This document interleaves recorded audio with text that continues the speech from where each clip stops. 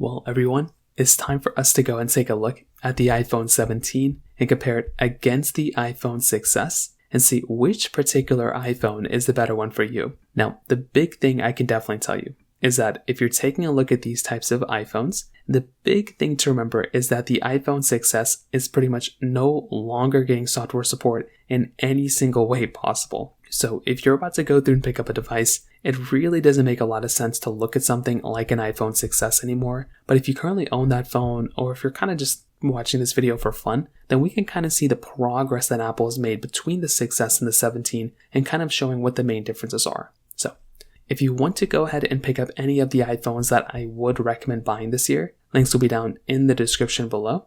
You can get them from there, and you can help support the channel at the exact same time. Now, starting off with the outside of the iPhone 6s and the 17. The 6s originally came out back in 2015. So this is a little bit of an older type of device, right? So this is going to be a very, significantly older type of device when it comes down to it. If you're going to go through and pick up a device, this is definitely going to be the one that's just going to be, a little bit older. It's going to be giving you a 4.7-inch IPS LCD panel. It's going to be giving you Force Touch, which is honestly pretty interesting. Pretty big bezels all throughout. It's going to be a little bit of an older type of layout. You're getting your Touch ID sensor on the front, your home button, and it is going to be a significantly older type of display, right? So it's just going to be 60 Hertz. There's really not anything super crazy going on with this type of screen or this type of panel that we haven't already seen before. So I feel like that right there is going to be one of those things to keep in mind there. I don't think it's the biggest deal in the world, but I would imagine that if you are going to go through and pick up a phone, this thing is going to be a very limited type of experience.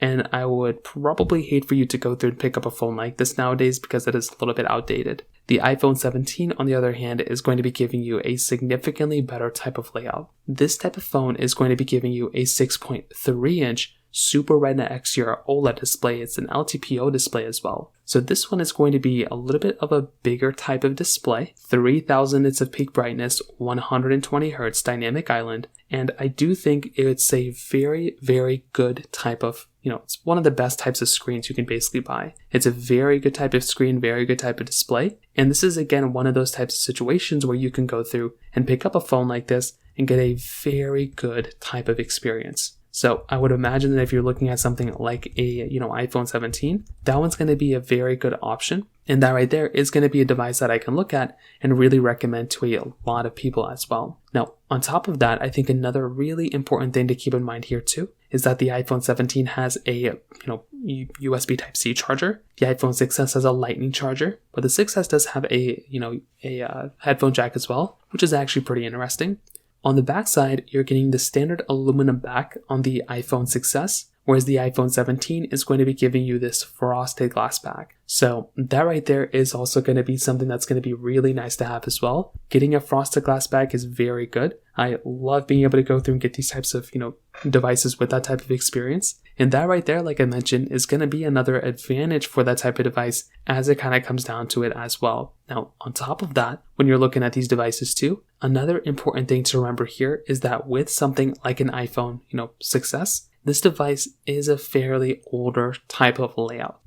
This is going to be a device that is going to be giving you a little bit of an older type of experience as expected. With something like an iPhone 17, this type of device, for the most part, it's going to be the best of the best. It's going to be giving you a really good type of experience. It is going to be about $800, so kind of keep that in mind. But the 6S is going to be a little bit cheaper. It's going to be significantly cheaper. It's going to be like $30 or $40 now, maybe if that. The 6S also is giving you, it's still maintaining a headphone jack. It's still giving you Force Touch. It's still giving you Touch ID, which some people may prefer. But definitely the iPhone 17 is a far better option here for sure. Now, with the 6S, this camera, as you can imagine, also really is not going to be giving you that great of an experience. It's going to be giving you a 12 megapixel standard camera and then a 5 megapixel standard camera on the front. Whereas on the iPhone 17, this one's giving you a dual 48 megapixel camera on the backside and then an 18 megapixel ultra-wide camera on the front. Now, here's the way to kind of look at these particular devices and these cameras. The iPhone 6s is basically giving you 4K at 30 frames per second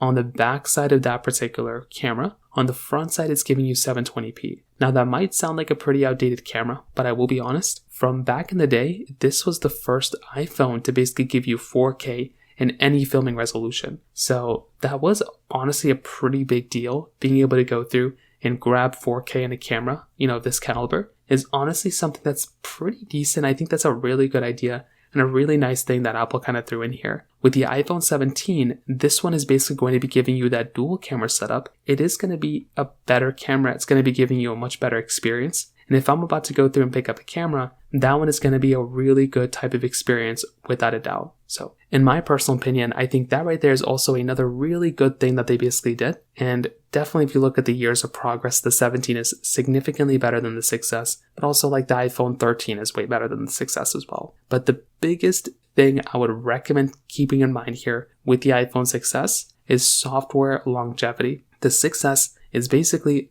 done getting software support. It's been done getting software support. It's getting some security updates here and there, but it has honestly been done getting software support. It does not make any sense at all to go through and get a device like the iPhone 6S anymore because it's already done with software. That just doesn't make too much sense, and I personally am, if I'm going to go through and pick up a device, I'm probably not going to go through and pick up an iPhone 6S because it's not really going to be able to give that great of an experience from that particular side. Whereas on the iPhone 17, this phone is just getting started with software updates. So that right there is also another very, very big thing to keep in mind here too, because if you are trying to go through and pick up the device with a better experience, then once again, something like the iPhone 17, this is just the best phone you can buy. And that also stems to the performance. The iPhone 17 is basically going to be able to give you a very, very good performing chipset. The Apple A19 chipset inside with 8GB of RAM is going to be significantly better than the Apple A9 chip with 2GB of RAM. So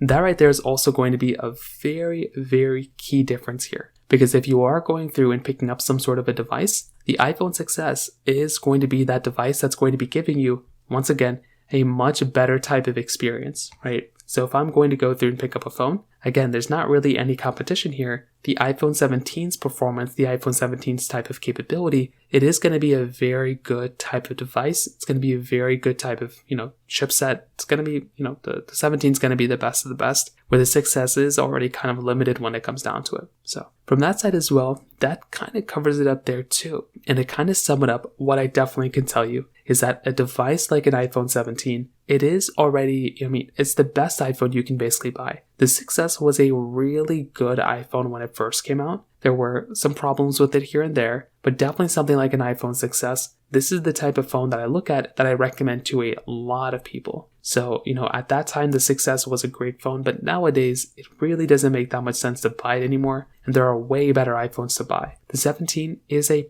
almost perfect iPhone. It's a really good device. It's giving you way more features all throughout, and if I'm about to go through and pick up a device, then I'm definitely going to look at something like an iPhone 17 as being the best brand new iPhone you can buy. One of the best, not the best, but one of the best iPhones you could buy. But at the same time, if you want to buy an iPhone 14, 15, or 13 Pro even, I think those are also really big updates coming from something like an iPhone 6S as well. So from that side, that kind of covers it up there. If you have any other thoughts or questions, please let me know in the comment section below. Hit the like button, that would mean so much, but definitely hit that subscribe button. More importantly than everything else, I love every single one of you guys. Hopefully I'll catch you guys in the next video. Peace out till then.